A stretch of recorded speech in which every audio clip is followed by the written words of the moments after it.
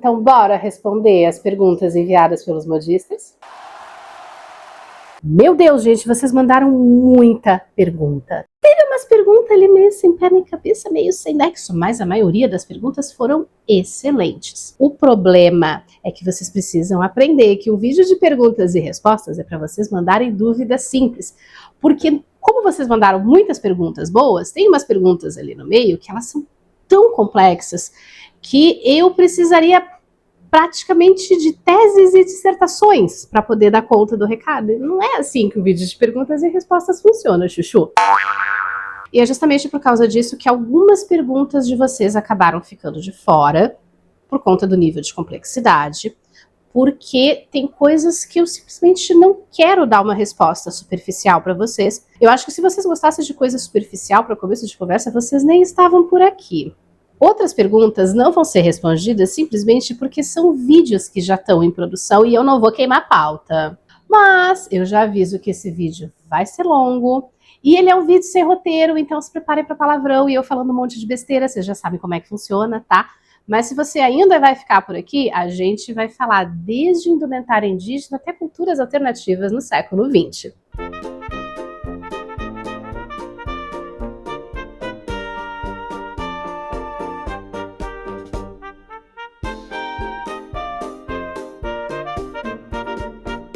Que tipo de vestimenta os povos originários da América realmente usavam? São mesmo aquelas que aparecem nas poucas imagens dos livros de história do ensino médio? A gente precisa pensar que a gente está falando povos originários da América, é um continente gigante. E nós temos desde os nossos povos indígenas originários até sociedades com um nível de complexidade muito maior, que é o caso dos incas, dos astecas e dos maias. Sobre incas, astecas e maias, são povos que já tinham algum tipo de sistema de escrita, ou tinham um tipo de representação artística um pouco mais detalhada e que permite que a gente tenha alguma noção de como é que essas pessoas se vestiam. Mas eu acredito que você esteja pensando principalmente nos povos originários aqui do Brasil. E uma coisa que nós precisamos lembrar sobre os povos originários, os nossos povos indígenas, é que eles eram sociedades ágrafas, eles não desenvolveram um sistema de escrita.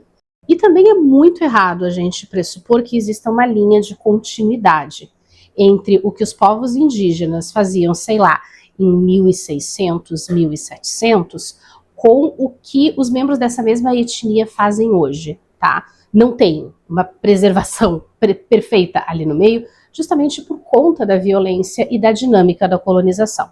Você me perguntou sobre essas representações que aparecem nos livros do ensino médio e do ensino fundamental. Então, a gente precisa questionar essas representações sempre, porque elas são representações feitas por artistas europeus ou de formação europeia. Então, elas sempre carregam um olhar muito colonial em cima do indígena, que representa essa figura, esse indivíduo indígena, por uma perspectiva europeia, exotizante e muitas vezes com elementos de indumentária que não necessariamente eram usados pelos indígenas, mas eram o que os europeus presumiam que os indígenas deveriam estar usando. Tudo isso para dizer que é praticamente impossível a gente conseguir recuperar o que a gente chama de práticas vestimentárias, que são os hábitos de vestir, da população indígena brasileira anterior ao período da colonização. Depois que a colonização se inicia, a gente passa a ter registros visuais no estilo mais realista europeu, mas a gente também passa a ter registros escritos que descreviam como eram os hábitos dessa população indígena, não só para se vestir. O problema é que esses relatos escritos, eles também têm o olhar do colonizador europeu, que já partia do princípio que esses povos indígenas eram inferiores. Inclusive, durante muito tempo teve uma discussão se indígenas tinham alma ou não, e que era uma discussão para justificar ou não a escravização deles, tá? É desse nível de coisa que a gente está falando. Então, as descrições, elas também não são descrições que procuram ser minimamente imparciais, não. Elas são muito manchadas pela lógica colonial, pelo pensamento da época. Então, para conseguir minimamente ter uma ideia do que as populações originárias, as populações indígenas realmente vestiam, a gente tem que acionar um número muito grande de diferentes fontes E isso é uma coisa que não cabe nem num vídeo, isso é uma coisa que precisa de uma dissertação de mestrado ou de uma tese de doutorado. E a gata apareceu para dizer que ela concorda com tudo que eu tô falando e que é para vocês deixarem like nesse vídeo. Gostaria de saber se a tatuagem tem o mesmo papel que a maquiagem do ponto de vista histórico ou se é assemelhado mais ao papel de indumentária. Antes de qualquer coisa, é muito importante a gente lembrar que nem tudo cabe nessa divisão tradicional de estudo de moda e indumentária. Essa diferenciação entre moda e indumentária são duas categorias de análise europeias para se referir à história da Europa e de algumas áreas específicas colonizadas pela Europa. A gente não pode pegar essas categorias de análise da Europa e querer universalizar para o planeta inteiro, porque elas simplesmente não funcionam. Na real, assim, ó, tem alguns estudos mais recentes que questionam até o uso dessa diferenciação de moda e indumentária para se referir às roupas das classes populares e trabalhadoras na Europa. Mas eu não vou falar sobre isso agora. A tatuagem não se encaixa nem em indumentária, nem em moda. Ela é uma coisa completamente diferente, até porque ela tem funções completamente diferentes em cada povo onde a gente encontra essa prática. O registro mais antigo de tatuagem que nós temos é da múmia do Ötzi, o Homem de Gelo, que morreu por volta de 5.700 anos atrás, na fronteira entre a Áustria e a Itália. O corpo dele é todo tatuado, como vocês estão vendo aí na tela. O problema é que a gente não tem a mínima ideia de qual era a função dessas tatuagens.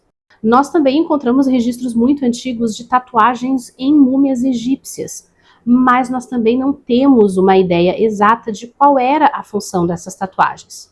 Falando em termos de Europa, a tatuagem teve, desde ali da antiguidade, a gente está falando de Grécia, de Roma, uma relação muito próxima com criminalidade e pessoas marginalizadas. E isso é uma coisa que vai se estender até o século XX, quando isso vai começar a mudar ali por volta de 1960, mais ou menos. Só que em outras culturas atuais, como os Maori da Nova Zelândia, por exemplo, a tatuagem tem a ver com a identidade desse povo, mas também tem um fundo religioso, e isso não tem absolutamente nada a ver com esses conceitos de indumentária e de moda. E eu não quero me aprofundar muito nisso, porque está em produção, tá? Já está quase indo para a gravação, um vídeo completo sobre a história da tatuagem, como é que a tatuagem entra na cultura ocidental e como é que ela se transforma na tatuagem como a gente pensa nela hoje, que é quase como se fosse um acessório. E aí nesse vídeo a gente vai discutir um pouquinho mais o que é a função da tatuagem hoje na cultura ocidental. Lembrando que até hoje a prática da tatuagem em outras culturas tem sentidos completamente diferentes. Me apaixonei por história da moda, mas não sou boa em costura. Ainda dá para trabalhar com isso? Então, Lulu, as duas coisas, a história da moda e você estudar a história da moda, você estudar costura, elas não são concomitantes, elas não precisam acontecer ao mesmo tempo, e uma coisa também não exclui completamente a outra. É perfeitamente possível você fazer um estudo de história da moda somente numa perspectiva teórica, sem nunca encostar a sua mão no tecido, nunca pegar uma agulha e nunca pregar um botão. Porém, pessoalmente, eu acho que ter alguma experiência com tecidos e ter uma noção de como é que os materiais funcionam é uma coisa que enriquece muito o estudo de história da moda. Então, você pode estudar só costura, você pode se dedicar só ao estudo teórico da história da moda, mas além de te ajudar a ter uma compreensão melhor sobre a parte material da moda, pensa que costura é uma coisa que te dá uma liberdade maravilhosa de consertar e de costurar as suas roupas, para você não ficar dependendo eternamente somente daquilo que é oferecido nas lojas. O Brasil hoje tem uma identidade na moda que nos reflita como povo? Ou o mercado fica meio que copiando os últimos desfiles da gringa e pior, comprando dos sites chineses? Nossa, eu vou falar um negócio agora que vai ter gente que vai ficar putaça comigo. Eu acho que esse negócio de identidade visual da moda brasileira é uma grande baboseira para vender peça superfaturada para gringo. Se vocês forem observar o nosso país, caramba, olha o tamanho do nosso território. Nós temos uma diversidade cultural e estética por conta dessas proporções e das diferentes dinâmicas de colonização e formação étnica e social do nosso país que pouquíssimas outras regiões do planeta têm. Então, eu realmente acho que é humanamente impossível você conseguir encontrar uma coisa que dê conta de representar a estética e os processos históricos, sociais e culturais de todas as regiões do Brasil ao mesmo tempo. Talvez a gente pudesse pensar na chita, que foi um tecido muito presente em toda a história do Brasil no século XVIII por conta da colonização. No século XIX se tornou um tecido por excelência das classes trabalhadoras, mas ainda assim, a chita que existe hoje no mercado, ela não tem nada a ver com a chita original, nem em termos de qualidade, porque a chita originalmente era um tecido de algodão de altíssima qualidade, e as estampas também não têm absolutamente nada a ver com as originais históricas. Então eu realmente acho que a gente não consiga pensar numa peça dessas, ou num item desses de maneira universal. Tem que ver aquilo que funciona para você, meu amor. Tá? Aquilo que está dentro das suas possibilidades de acesso, das suas possibilidades de conforto e aquilo que cabe nas suas práticas do dia a dia. Por que as roupas e calçados masculinos são mais confortáveis que a moda feita para as mulheres? Eu não sei se vocês já repararam, mas a maioria dos grandes designers de moda são homens. E existe uma brincadeira que nem é tão brincadeira assim, que só de olhar para uma peça na passarela ou no catálogo de moda, você consegue saber se o estilista que desenhou aquela peça é uma pessoa que ama ou uma pessoa que odeia mulheres. Porque existe uma diferença muito grande entre peças como essa, que estão claramente valorizando as formas e exaltando a figura feminina, e aí você tem outras peças que escondem completamente e até deixam o corpo com uma aparência deformada e desproporcional. Uma outra coisa que particularmente eu acho que está muito relacionada a essa coisa dos sapatos femininos serem desconfortáveis é uma ideia subjacente que existe na moda ocidental de que para ser verdadeiramente bela, você precisa fazer sacrifício. Se você não sentir dor, se você não estiver desconfortável, se você não tiver que estar o tempo todo preocupada se a sua roupa ainda está no lugar, se você não fizer dieta, se você não tiver que passar horas no salão, descolorindo o cabelo, fazendo um monte de procedimento estético, você não é bonita de verdade. É como se toda a existência feminina tivesse que ser organizada em torno de estar o tempo todo preocupada com performar beleza. Performar para quem? Como você vê que as pessoas expressavam suas individualidades através da vestimenta dentro de tantos códigos indumentários? Ariana, essa pergunta é muito boa. Porém, nós precisamos lembrar de uma coisa. A ideia de individualidade é muito recente na história ocidental. Ela só começa a se esboçar no século XVIII e se desenvolve ao longo do século XIX, e ainda assim isso era uma coisa restrita aos muito ricos, primeiro para a nobreza no século XVIII e depois para a burguesia no século XIX, e finalmente uma coisa que vaza para nós, réis mortais, já depois da Segunda Guerra Mundial.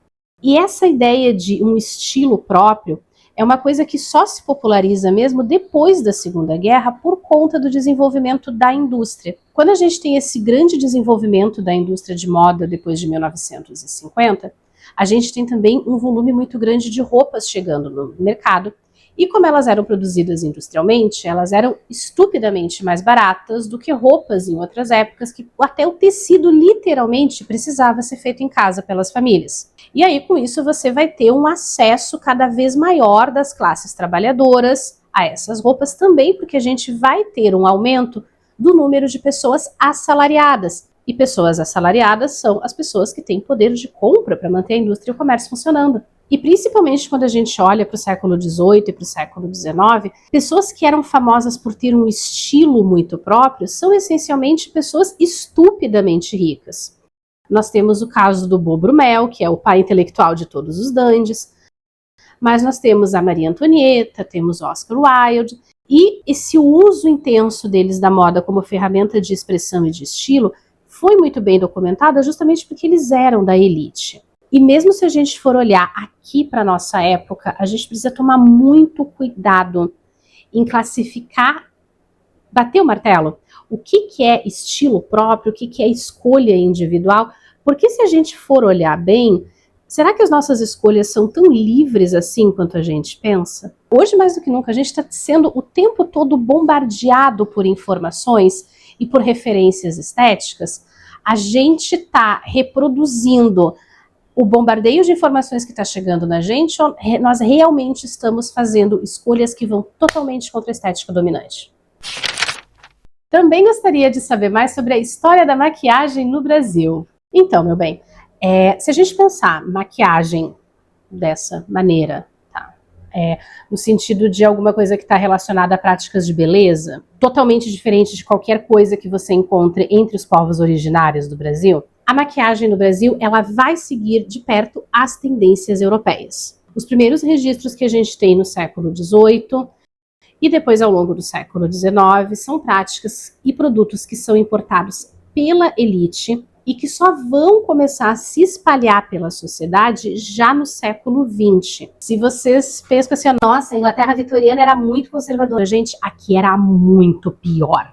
Então a gente só vai começar a ver menções à maquiagem e a cosméticos, inclusive na imprensa feminina, já no final do século XIX e começo do século XX. E ainda assim, era uma coisa muito controversa, mesmo década de 20, década de 30, que a maquiagem já era uma coisa super disseminada na Europa e nos Estados Unidos. Os artigos das revistas femininas aqui no Brasil sempre tinham muito mais crítica do que conselhos sobre como adotar maquiagem. E falando como alguém que está com 40 anos e viveu uma parte do final desse processo, gente, maquiagem só foi ficar realmente acessível no Brasil dos anos 2000 para cá. Na real, de 2010 para cá, quando a gente começa a ter maquiagem de marcas populares, inclusive marcas que nem são brasileiras, tipo a Ruby Rose, mas que vem com uma proposta de cosméticos populares. Então, essa coisa que a gente pensa hoje de ter maquiadoras brasileiras, tipo a Camila Pudim, que ela pega trends internacionais e ela sempre tem uma coisinha, assim, um temperinho, uma interessância brasileira. Isso é uma coisa muito, mas muito recente. E se vocês forem olhar bem o negócio, na real, até por conta da internet, a gente ainda hoje segue muito trends de maquiagem importadas. Já foram maquiadoras europeias, já foram maquiadoras americanas e hoje em dia nós temos as maquiadoras coreanas, principalmente, que são as pessoas que ditam as tendências no nicho de beleza. Vide as maquiagens que a Nina Park tem feito nas atrizes que estão aparecendo nas premiações do cinema. E muito importante, a gente tem vários vídeos no canal em que a gente fala sobre os poucos registros que nós temos sobre o uso de maquiagem no Brasil no final do século XIX e começo do século XX. Quando você começou a estudar sobre moda, você já tinha um histórico de ativismo ou ele se desenvolveu junto com o estudo? Eu não sou nem ativista e nem militante no sentido que as pessoas usam esses dois termos na internet hoje, que é totalmente equivocado. Porém, eu sou formada em uma universidade federal. Quando eu digo para vocês que eu sou historiadora da indumentária, eu sou realmente historiadora. Eu sou formada pela Universidade Federal de Santa Catarina. E eu dei a sorte de passar pela mão de professores como Joana Maria Pedro, como Beatriz Galotti, que simplesmente estouraram a minha cabecinha de adolescente com as ligações e as implicações políticas que existem nas menores coisas do nosso cotidiano, inclusive na moda. Eu não concebo a ideia de ensinar história nem na sala de aula, nem na internet, como só um amontoado de curiosidades aleatórias. Eu estou aqui para ajudar vocês a olharem para as coisas com um olhar crítico e para entender que tudo na nossa vida é político em algum nível, inclusive a roupa que a gente veste. E que política não é sinônimo de partido A ou de partido B, mas de práticas que impactam o interesse coletivo e refletem as questões sociais e culturais de um tempo. Antes de ser uma youtuber, eu tenho 15 anos de sala de aula como professora de história e professora de artes nas costas. E como educadora, eu não acredito no ensino de história que não sirva para mostrar como a realidade de hoje foi socialmente construída ao longo do tempo e que se ela foi construída, ela não é natural. E aquilo que não é natural pode e deve ser modificado para o melhor. Então talvez no fim das contas seja uma forma de ativismo mesmo, só que de novo, não no sentido de ativismo e militância que vocês estão acostumados a usar na internet. Desde quando as joias ganharam tanto valor? Quem viu e disse que elas valiam muito dinheiro, tem algum responsável? A gente precisa lembrar que joias não são objetos de valor intrínseco, elas nem sequer são utilitárias, no sentido de que elas não são uma ferramenta que é estritamente necessária para a sobrevivência humana. Elas têm uma outra função que está ligada tanto ao adornamento do corpo, mas também à distinção através da demarcação de diferentes posições sociais. Todo o valor financeiro que é atribuído às joias é atribuído com base no quão raro aquele material ou aquele objeto é dentro de um determinado contexto, ou no quão difícil é dessa matéria-prima ser extraída e ser manipulada para transformar em alguma coisa.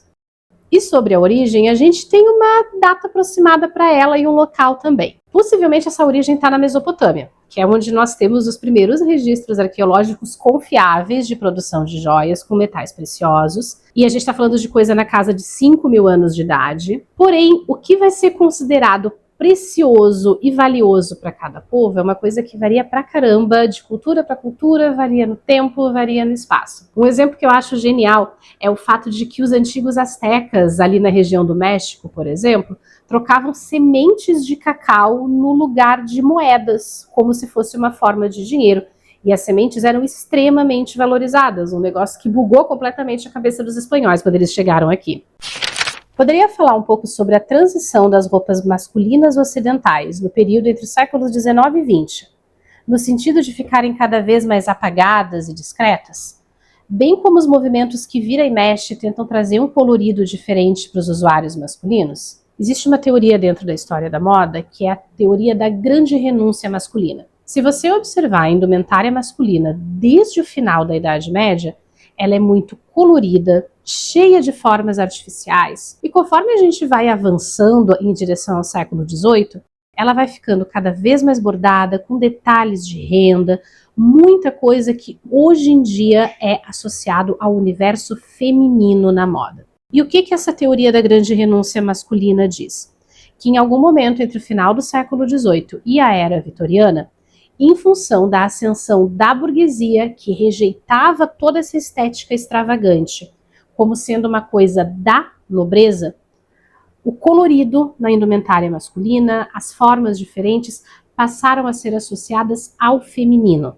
Isso tem um outro lado, que é o fato de que na era vitoriana, a moda vai se transformar numa das únicas possibilidades de expressão pública que as mulheres tinham.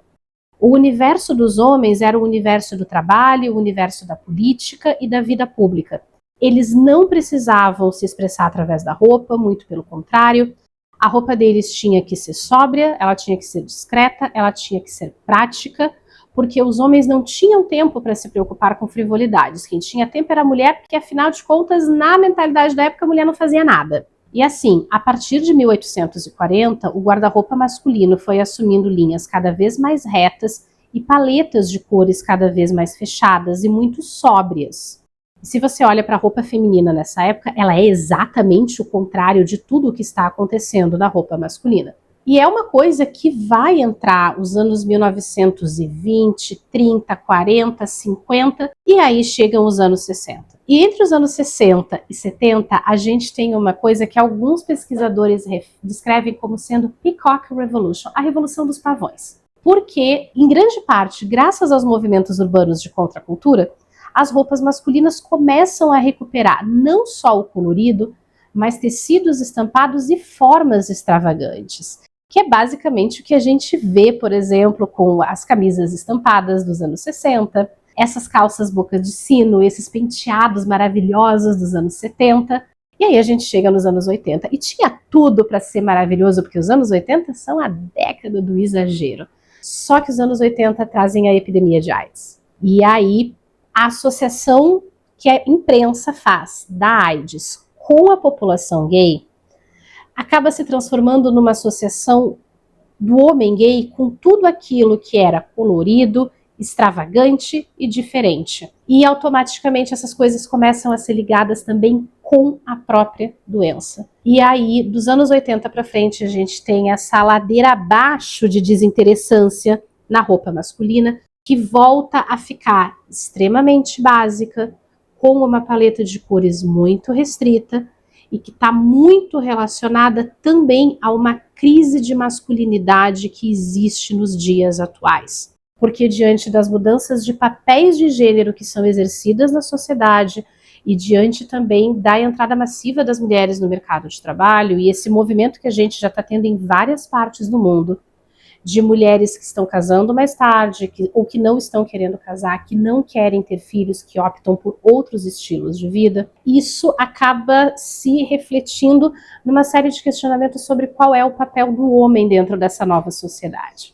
Então, todos esses memes que vocês veem de reafirmação, por que os homens deixaram de se vestir como homens? Isso é tudo reflexo do mal-estar da masculinidade da nossa época e que de várias formas é filho desse processo que começa lá na década de 80 e na década de 90. Qual é o nome da parte do vestido da rainha Charlotte de Bridgerton, onde na parte das costas é tipo uma capa, mas é uma parte do vestido? Meu bem, o que a rainha Charlotte está vestindo é um robe à la française. Ele é um ícone do século XVIII, provavelmente é o vestido que mais representa a indumentária do século XVIII. Essas pregas que você vê nas costas são chamadas de pregas Watteau, em homenagem ao pintor que retratou muitos desses vestidos na arte da época. O robe à la française era sempre usado com essas armações laterais, chamadas de anquinhas em português, ou de panier em francês, e o tamanho delas variava muito de acordo com o nível de formalidade do vestido. Importante que o robe à la française era quase sempre feito de seda, porque ele não era um vestidinho para você ficar em casa, ele era um vestidinho para você ser vista, e quem queria ser vista precisava estar muito bem vestida. A frente dele sempre tem essa parte meio triangular que é chamada de stomacher. E sabe por que você não vê nem botão e nem cordão fechando esse vestido? Porque eles eram fechados com alfinetes. Sim, alfinetes. Muitos dos vestidos originais dessa época que nós temos em museus ainda têm a marca de onde o alfinete era colocado. O que fazia com que esse vestido pudesse ser ajustado com muita facilidade no corpo, de acordo com as flutuações naturais de medidas e de peso do corpo feminino, não só relacionadas à gravidez. Queria saber como a população negra se vestia no início do século XX.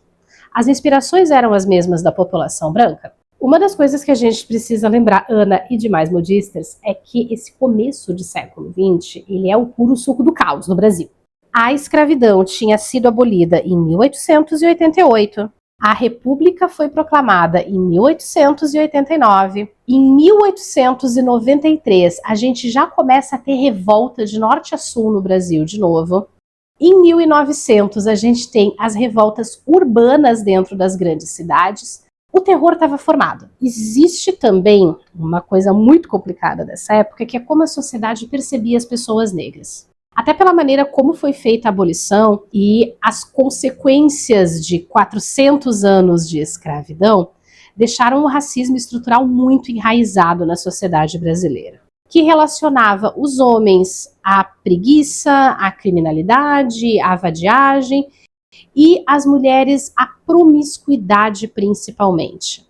O que uma pessoa negra vestia nesse contexto histórico e social dependia muito dos papéis que ela estivesse desempenhando dentro dessa sociedade. Uma pessoa negra de classe média, que fosse um funcionário público, um funcionário de um escritório, um advogado, um médico, porque sim, eles já existiam, era uma pessoa que, para ser respeitada dentro dessa sociedade, que além de racista, era extremamente puxa-saco de qualquer coisa que viesse da Europa, essas pessoas, para serem respeitadas, precisavam se vestir de uma maneira mais europeizada.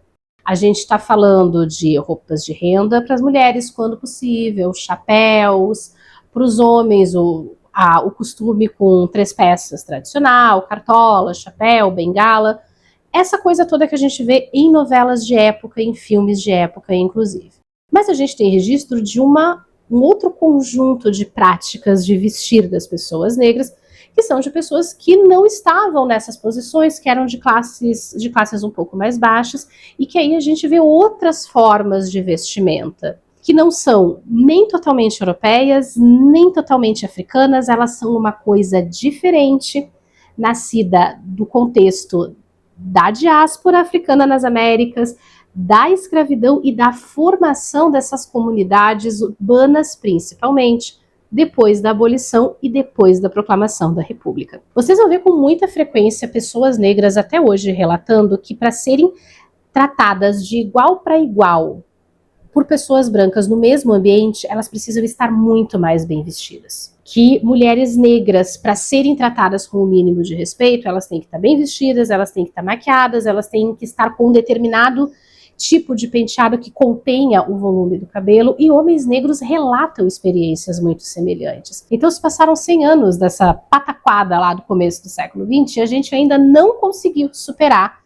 o racismo estrutural que existe na leitura que a sociedade faz das pessoas negras com base nas roupas que elas vestem.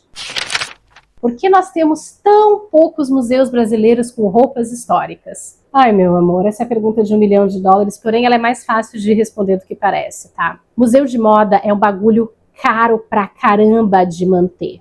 Esses grandes museus gringos que a gente fica babando na internet, ou eles são 100% com privados, ou eles são financiados por instituições e associações que têm muito, mas muito dinheiro. Sabe o Met Gala?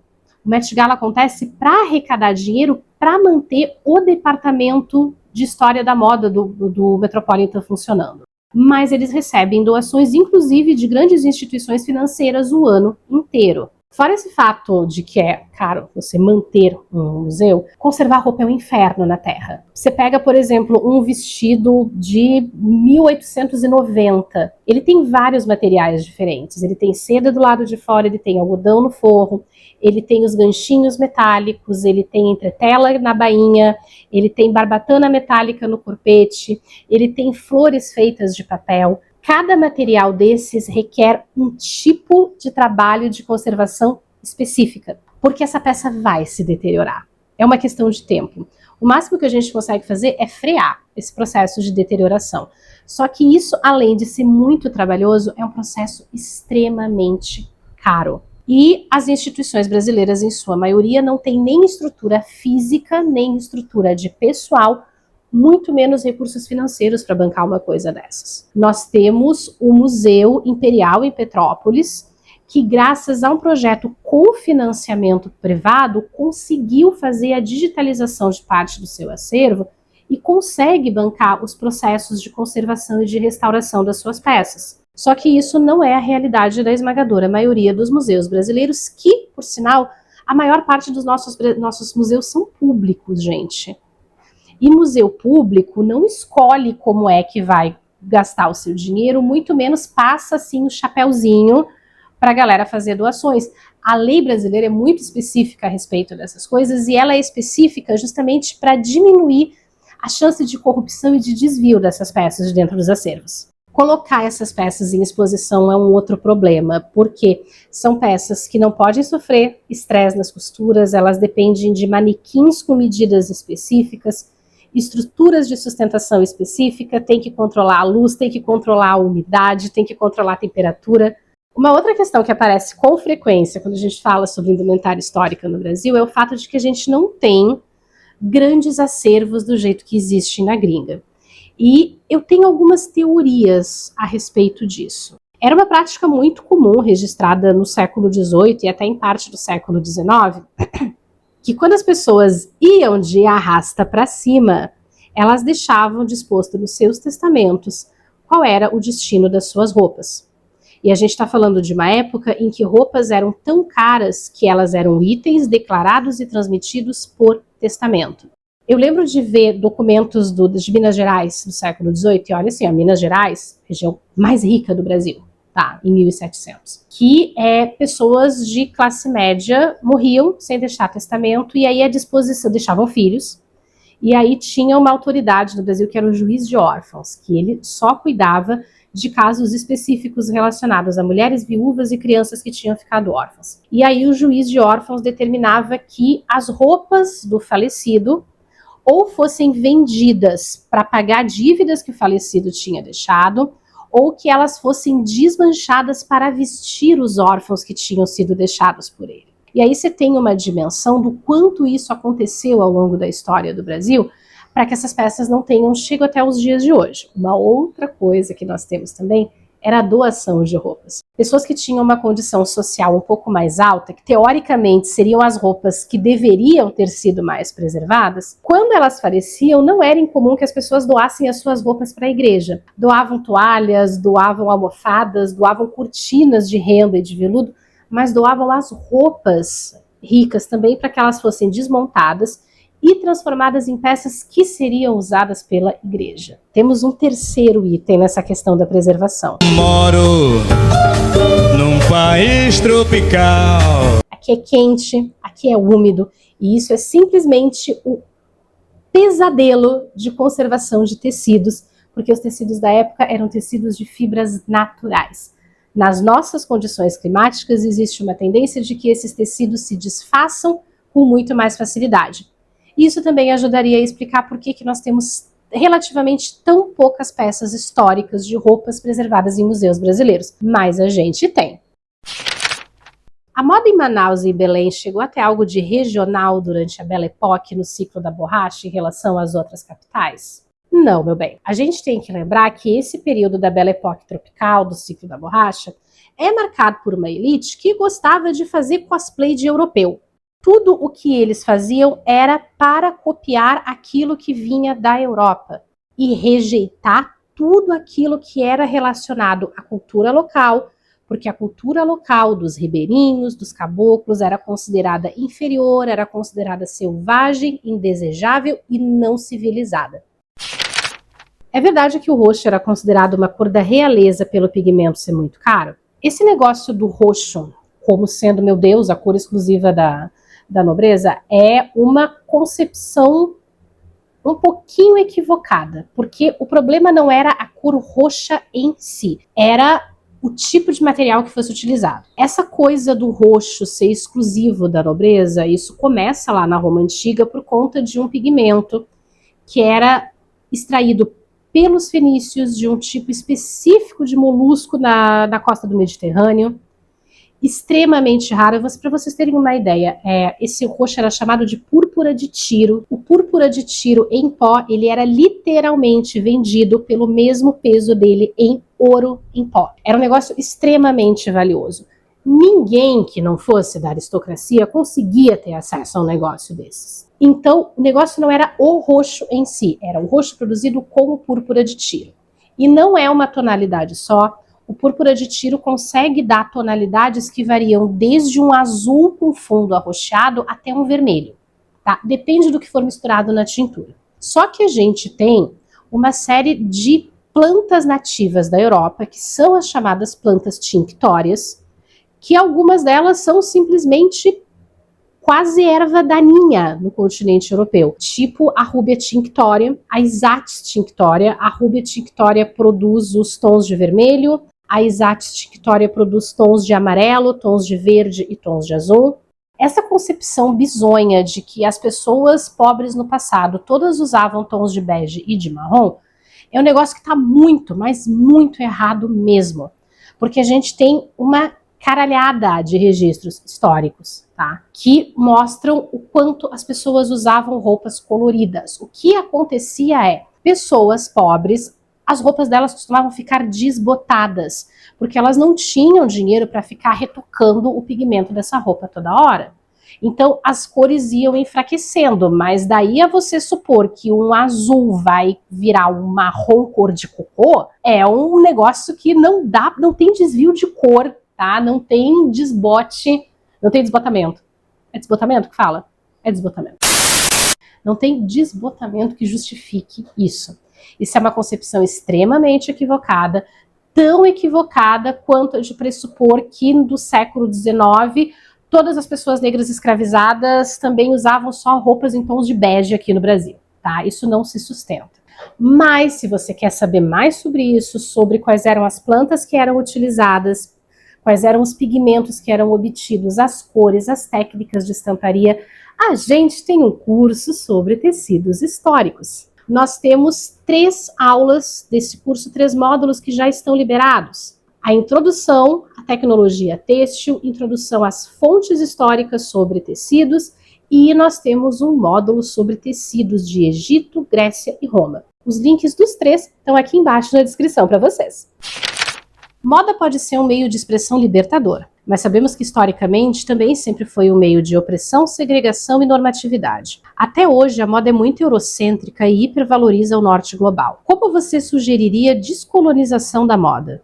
Não é a primeira vez que eu recebo esse tipo de comentário, e a impressão que eu tenho, e desculpa se não foi o caso da pessoa que enviou esse comentário, mas é que a esmagadora maioria das pessoas que usa decolonial e descolonização não faz a mínima ideia do que está falando. De tempos em tempos, nós temos algumas palavras e expressões que elas ficam muito populares nos meios progressistas na internet. Viram lugares comuns, elas viram clichê. E decolonial é um desses casos dentro da moda. Falar sobre moda em uma perspectiva decolonial não significa falar somente sobre aquilo que estava sendo vestido e praticado fora da Europa. Decolonizar a moda começa por a gente abandonar categorias de análise criadas por europeus para se referir à Europa na hora de entender o que outros povos estavam fazendo. Para mim, começa por a gente abandonar a dicotomia de indumentária e moda, porque ela já é questionada dentro da própria história da moda europeia. Quanto mais tentar universalizar isso para outros lugares do mundo? Volta e meia eu vejo a galera discutindo, nossa, mas o que se fazia as mulheres negras em Salvador em 1880, elas estavam vestindo moda ou elas estavam vestindo indumentária? Nenhuma das duas coisas. É um processo histórico completamente distinto, afetado por outras questões que não são as mesmas que dão origem a essa diferenciação de moda e indumentária lá dentro da Europa, ligada à ascensão da burguesia e à ascensão do capitalismo. Decolonizar a história da moda do Brasil, por exemplo, não significa só pegar e olhar para pinturas como essas do Ecaute, ao invés de ficar se preocupando com o que os europeus, os colonizadores holandeses estavam vestindo em Pernambuco na mesma época. Sabe por quê? Porque se a gente só olhar para esse tipo de imagem sem tentar tirar a lente colonial que existe em cima dele, a gente está só reproduzindo exatamente o mesmo olhar do colonizador. Não é decolonização porcaria nenhuma. Esse tipo de representação que aparece na obra do Ecaute, do Carlos Julião, do Debré, do Rugendas, são representações que carregam o olhar europeu sobre os não europeus. Indígenas são apresentados divididos em grupos: civilizado, não civilizado, domesticado, não domesticado. Pessoas negras são apresentadas com base no quão escura ou no quão clara era a pele delas, se elas estavam mais europeizadas ou menos europeizadas. As representações de coisas como pinturas corporais, escarificações, tipos de penteados, elas não têm uma preocupação documental, elas têm uma preocupação exotizante. Decolonizar a moda não é só mudar o tipo de fonte que a gente usa ou o tipo de local do planeta para o qual a gente olha. Significa mudar completamente o nosso olhar e entender que cada época, que cada região, que cada povo tem uma relação completamente diferente com as suas práticas de vestir, com as suas noções de corpo, de gênero, de qual é a utilidade da roupa, quais são os significados, o que ela representa. Você fazer qualquer coisa sobre perspectiva decolonial, você não aprende isso com textão no Twitter, tá? Nem com vídeo no TikTok. Isso requer uma noção muito profunda de contexto. Isso requer um estudo muito aprofundado da história, da historiografia do período colonial. Não é essa modinha rasa de internet. Ah, modista, mas por que você não traz o canal numa perspectiva decolonial? Porque eu não tenho cacife o suficiente de leitura ainda para poder fazer isso. Eu tenho pequenos flertes com isso quando eu estou fazendo a indumentária do Recriando Marias, mas eu não me sinto capacitada para fazer essa discussão super elaborada aqui, porque faz uns 4 anos que eu estou estudando isso, não é nem de longe o suficiente para eu poder trazer essa discussão com a profundidade merecida. E vocês não vão me ver aqui seguindo modinha de internet, tá? para falar das coisas de maneira superficial e a moda caralha. Modista, quais são as suas rainhas favoritas? Amor, o meu evento favorito da história é a Revolução Francesa. Eu não tenho absolutamente nem admiração e nenhum pingo de respeito por nenhuma cabeça coroada na história. Mas eu tenho uma lista imensa de personagens históricos que eu arrastaria a cara num muro de salpico com vontade se eu pudesse fazer um bate-volta sem consequências no tempo. E a Rainha Vitória é uma das primeiras que está na minha lista por causa da grande fome da Irlanda. Como a modista ficou tão diva? Anota aí, meu amor, você vai precisar de um Virgão Red Pill, coisa facílima de achar hoje em dia, de um punhal cerimonial e de uma noite de lua cheia bem bonita. Escucha las palabras de las brujas, los secretos escondidos en la noche. Brincadeira. Eu tô com 40 anos, quase 41, gente. Eu tive tempo o suficiente, experiência de vida o suficiente, para chegar num ponto em que eu simplesmente toquei o foda-se para absolutamente tudo. Eu vou usar a roupa que eu quero, a maquiagem que eu quero, e quem não gosta pode deitar na BR ou ir tomar no seu respectivo orifício anal.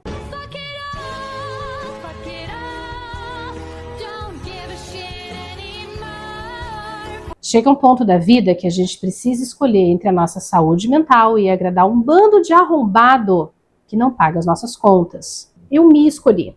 Eu acho que todo mundo deveria fazer o mesmo. Mas principalmente para as mulheres com menos de 30 que estão assistindo e ainda não chegaram no evento canônico em que você manda todo mundo a merda. A sua hora vai chegar também, meu amor.